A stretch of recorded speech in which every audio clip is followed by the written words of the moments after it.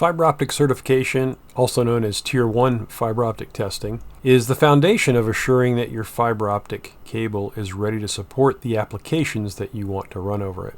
Let's take a quick look at fiber optic certification. So I'm going to go ahead and connect my tester to the fiber. I'm using the Test Pro. I'm connected to the fiber. As soon as we connect, we get a live wire map. I've already done my test setup, so we're going to go ahead and run an auto test. When the test is complete, we see a summary with the length of the fiber, the delay, the margin at both wavelengths.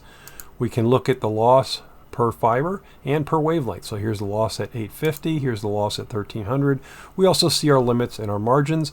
You also get network limits, so you know what you can run over this fiber based on the test results, and then you can save that test. I'm going to back out of this and show you a few other features. So when you go into the project, you can edit your settings. You can select the test limit that you like. In this case, we're using certification. You can go in and choose certification. There's also loss budget testing. There's also application-based testing. So if you know the type of network you want to run over the fiber, you can select that.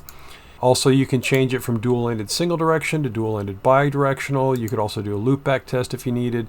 The cable selection will let you select the fiber that you're using, including different manufacturers and their part numbers. Other tools that you've got in the fiber test, you've got, of course, the set reference, and you always want to set reference at the beginning of the day before you start testing.